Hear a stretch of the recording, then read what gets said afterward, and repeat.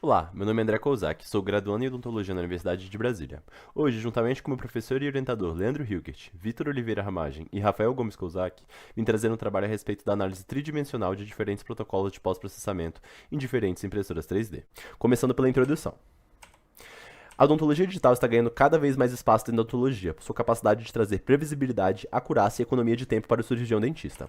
A impressão 3D é uma técnica aditiva que possibilita a produção de objetos complexos dentro da odontologia, com um ótimo grau de precisão e um uso menor de material comparado com técnicas subtrativas, como por exemplo a fresagem. O pós-processamento é uma etapa fundamental dentro da impressão que garante aos objetos impressos suas características estruturais, mecânicas e de biocompatibilidade. Antes de passar para o estudo, acho importante falar um pouco sobre as etapas de uma impressão 3D. O escaneamento geralmente é a etapa inicial dentro da odontologia, quando não se tem o arquivo digital de escaneamento do paciente. Nessa etapa, nós utilizamos um scanner para obter um arquivo em STL da região de interesse, geralmente marcada superior e inferior. Com esse arquivo, nós podemos realizar diversas modificações, isso de fazer guias cirúrgicos até modelos de estudo.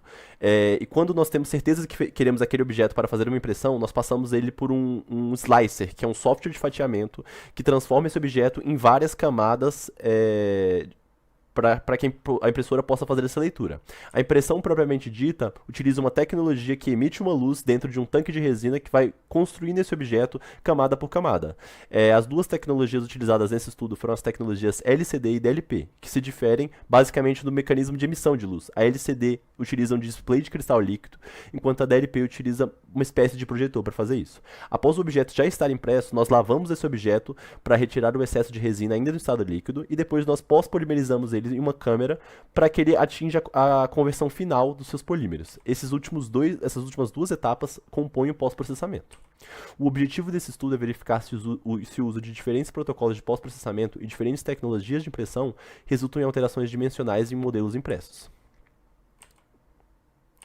Na metodologia de trabalho, nós utilizamos um manequim odontológico com alguns pontos de referência. Esse manequim foi escaneado para obtenção em um arquivo em STL. Nós utilizamos esse arquivo para produzir 36 modelos impressos, 18 de cada impressora, que foram divididos em grupos de pós-processamento. Primeiramente, na impressora LCD, os grupos foram de lavagem manual e uso de uma câmera não própria para odontologia para pós-polimerização. O segundo grupo utilizou uma lavagem em uma cuba ultrassônica e uma câmera própria para odontologia. E o terceiro grupo era composto por lavagem e pós-polimerização em câmeras próprias para odontologia do mesmo fabricante. Para a impressora DLP, segue a mesma lógica. Após a impressão de todos esses modelos e pós-processamento, eles passaram por um novo escaneamento laboratorial, que nós obtivemos novos arquivos STL que passaram por análise dimensional. Agora explicando como funcionou essa análise dimensional. Essa análise dimensional utilizou 3 parâmetros de mensuração, que foram a distância intermolar, a distância intercanina e o comprimento do arco dental. Os testes estatísticos utilizados foram o Kolmogorov-Smirnov para verificar normalidade e o ANOVA de 2 critérios.